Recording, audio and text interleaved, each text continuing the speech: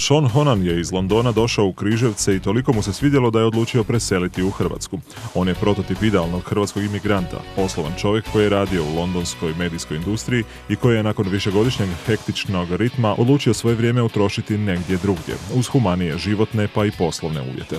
Tvrtka Inicijativa, koju je Sean osnovao s partnerom, zapošljava 10 osoba, a otvorili su 2 škole engleskog jezika u Splitu i u Zagrebu. Za njih rade samo izvorni govornici iz SAD-a, Australije, Kanade i Ujedinjenog kraljevstva, a od ostatka tržišta izdvaja ih posebna metoda učenja. Kala metoda, koja naglasak stavlja na konverzaciju, omogućuje brže usvajanje znanja, pa je tako u Inicijativi moguće završiti 1 stupanj engleskog jezika u samo mjesec dana.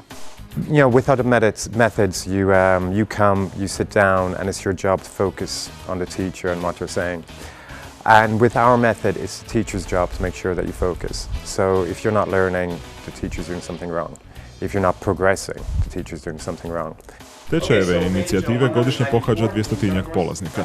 Riječ je o osobama iznad 35 godina, te uglavnom poslovnim ljudima. Raining outside now. Walking in the rain. No, I don't walk in the rain. I don't like walking. I don't like walking in the rain. Okay. When it rains, Kako kažu u Inicijativi, ljubazno osoblje i pozitivna radna atmosfera doprinose uspješnosti poduzeća, a to je i mjesto gdje se sklapaju nova poslovna poznanstva. Umbrella. right? Does Thursday? That Tuesday always. Thursday. Thursday. Always follow? Wednesday. Yes, Tuesday Thursday always follows. Wednesday. Okay, good. Go ahead.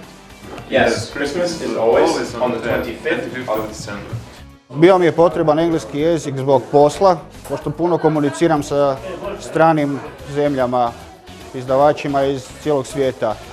Sad u potrazi za jednom, ajmo reći, dobrom školom engleskog jezika, da bude kvalitetna i brza, izabrao sam Inicijativu i to čisto slučajno našao sam na internetu i pri samom prvom susretu telefonskom mi se svidjela, bili su jako simpatični. Nakon prvog sata bio sam oduševljen sa nastupom profesora, cijelom ekipom i svakom bi ju preporučio. Na poslovanje tvrtke utjecala je recesija. Since the recession started, most companies kind of cut their education budgets.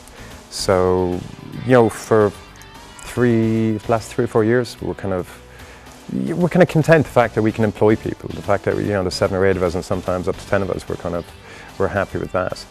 As far as profits, we cover our costs, and that's kind of as much as we do.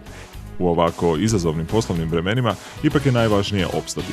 Ako uz to razvijate i nove planove, profit može pričekati bolje dane.